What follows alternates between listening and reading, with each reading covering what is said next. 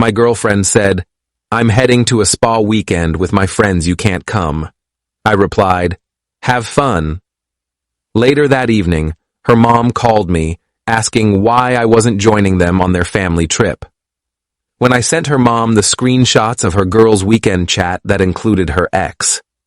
I'm 31, and until about 3 weeks ago, I thought I was in a solid relationship with my girlfriend, Amanda.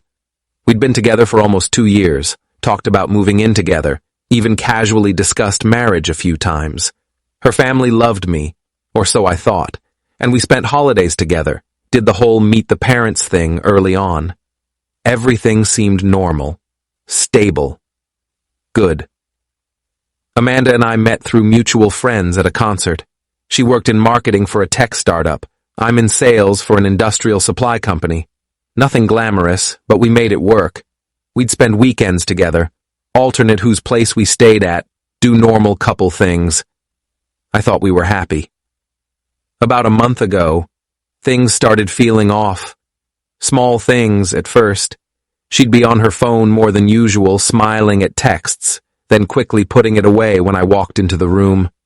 She started mentioning her friend group more often, specifically talking about reconnecting with old college friends she hadn't seen in years. I didn't think much of it. People reconnect. It's normal. Then 2 Fridays ago, she brought up the spa weekend. We were having dinner at her place, some pasta dish she'd made, and she casually mentioned it while pouring wine. So, I'm going away next weekend. Just a girls' spa trip. Me, Jen, Casey, and a couple others from college. We booked this place upstate. Should be really relaxing. "Oh, nice," I said. "When are you leaving?" "Friday morning. We'll be back Sunday evening." "Sounds fun. Want me to drive you to the place or pick you up?" She shook her head quickly. No. Jen's driving. We're all carpooling. Plus, it's kind of a girls-only thing, you know? No boyfriends, no husbands. Just us. I nodded. Got it. Well, have a good time. She smiled, kissed me on the cheek. Thanks for understanding. Some guys would be weird about it. I didn't think I was being weird. I trusted her. Why wouldn't I? That week, she was busy getting ready. New outfits, a mani-pedi appointment, talking excitedly about the spa treatments they'd booked.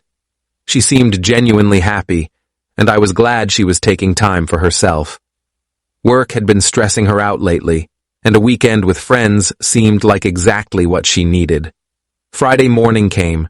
I texted her around 9 a.m. Have an amazing weekend. Love you. She replied an hour later. Love you too. Talk to you Sunday. And that was it. Radio silence for the rest of Friday. I figured she was just busy, settling in, enjoying herself. I spent the day catching up on work emails, hit the gym, ordered takeout, watched a game, normal solo Friday. Then, around 7 p.m., my phone rang. Amanda's mom, Linda. Linda and I had always gotten along great. She was warm, funny, the kind of mother-in-law-to-be you'd actually want. We'd had dinner at her place dozens of times. She'd even told me once that I was the best thing that ever happened to Amanda. So when I saw her name on my screen, I answered immediately. Hey, Linda, what's up? Hi, sweetheart. Her voice sounded confused. I was just calling to check. Are you feeling okay? Amanda said you weren't coming on the trip because you were sick. I froze. Trip? What trip? The family trip. We're all up at the lake house for the weekend. Amanda said you had the flu and couldn't make it. I wanted to see if you needed anything. My brain short-circuited. Family trip. Lake house. She told her mom I was sick. Linda, I'm not sick. Amanda told me she was going to a spa weekend with her girlfriends. She said it was girls only. Silence on the other end. Then, what? She said she was going to a spa with Jen and Casey and some college friends. She left this morning. Honey, she's here, at the lake house, with me, her dad, her brother, and... She paused. And Kyle, her ex-boyfriend. The guy she dated for 3 years in college before they broke up, supposedly because he moved across the country for work. The guy she occasionally mentioned in passing but always insisted was ancient history. "Kyle's there?" I said slowly. "Yes. He's been staying with us for the weekend.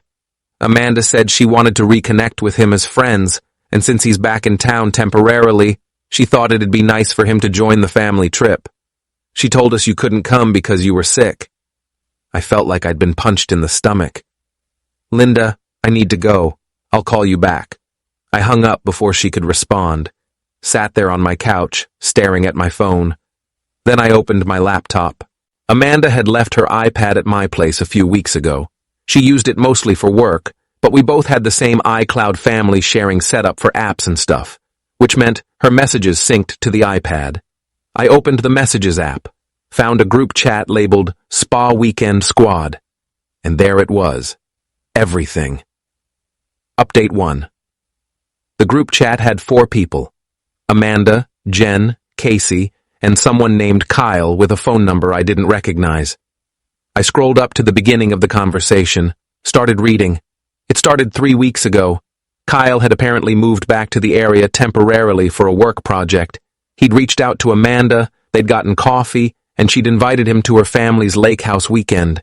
But she didn't want me to know. The messages were damning. Amanda, 3 weeks ago. "It'll be so nice to catch up properly. I've missed you." Kyle. "Missed you too. Feels like old times." Amanda. "My mom's thrilled you're coming. She always liked you." Jen. "What are you telling your boyfriend?" Amanda. "I'll figure something out. Probably just say it's a girls' weekend." Casey. "Are you sure that's a good idea?" "What if he finds out?" Amanda. "He won't. He's not the jealous type. He'll be fine." I kept scrolling. More messages, plans for the weekend, inside jokes. Amanda talking about how nice it was to have Kyle back in her life. Kyle saying he regretted how things ended between them. Amanda responding with heart emojis. Then, from 2 days ago, Kyle. "Can't wait to see you. It's been too long." Amanda. "Same. This weekend is going to be perfect." I screenshotted everything, every message, every detail. Then I called Linda back. She picked up on the first ring. "Is everything okay?" "Linda, I need to send you something. Can you check your messages?" "Of course." I sent her the screenshots, all of them. Then waited, phone pressed to my ear, listening to her breathing on the other end. After about 2 minutes, she spoke. Her voice was cold in a way I'd never heard before. "I need to call you back." She hung up. I sat there, heart pounding, not sure what to do next. Part of me wanted to drive up to the lake house and confront Amanda in person, but another part of me knew that would be a disaster. So I waited. 20 minutes later, Linda called again. "I just spoke to Amanda," she said. Her voice was tight. "She's leaving. Tonight." I told her she's not welcome here anymore this weekend. "What did she say?" She tried to explain, said it wasn't what it looked like, that Kyle was just a friend, that she didn't think I'd understand. Linda's voice cracked. "I told her I understand perfectly. She lied to you, lied to me, and brought her ex-boyfriend to a family trip while telling everyone you were too sick to come. That's not a misunderstanding. That's betrayal." "I'm sorry, Linda. I didn't mean to cause problems." "You didn't cause anything." "She did, and I'm furious with her. You've been nothing but good to her, to this family. You didn't deserve this."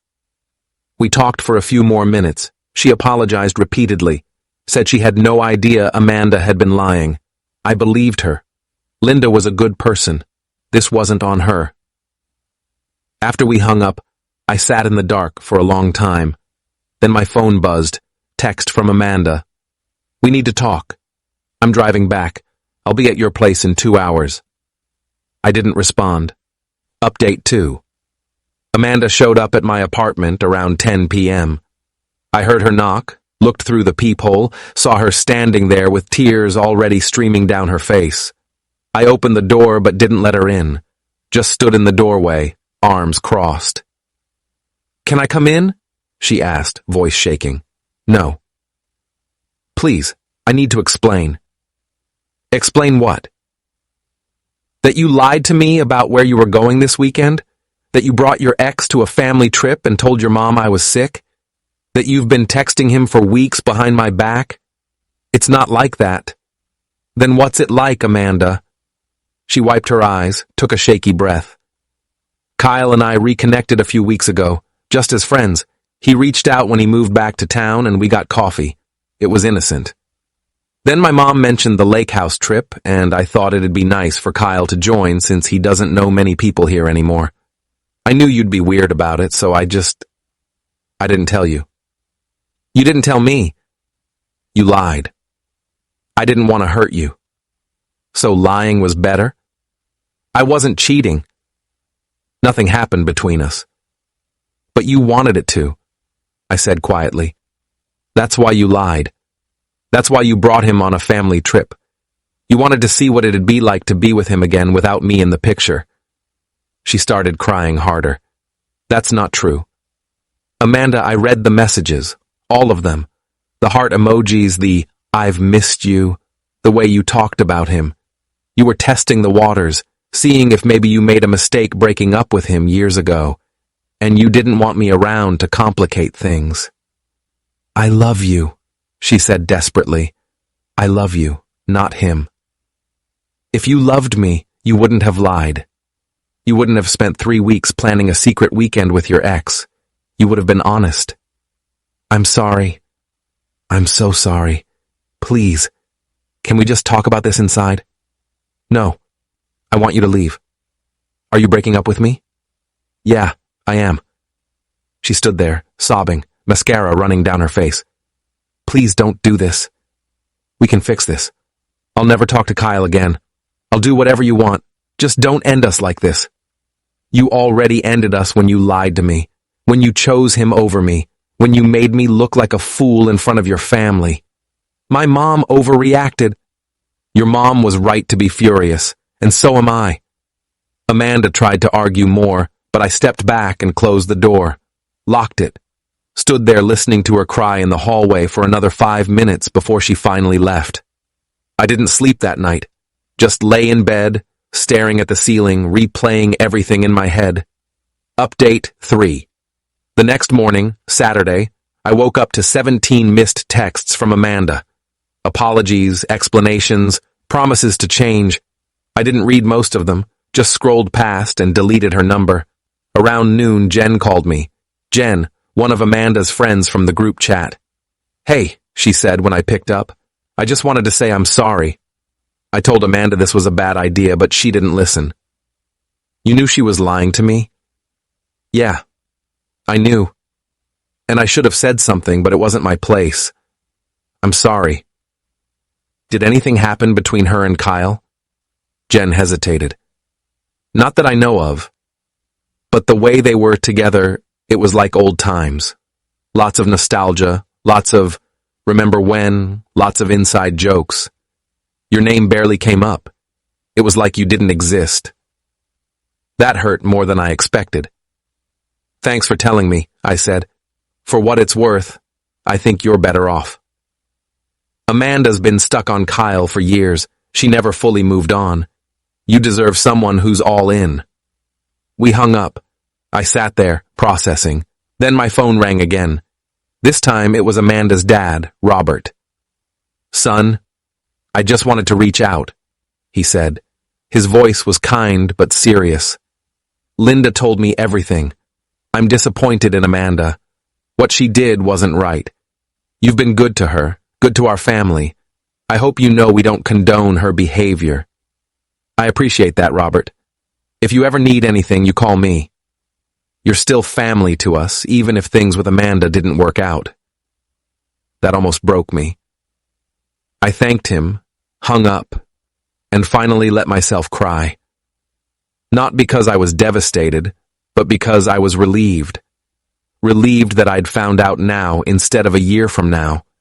Relieved that Amanda's family saw through her lies. Relieved that I wasn't crazy for feeling betrayed. Final update.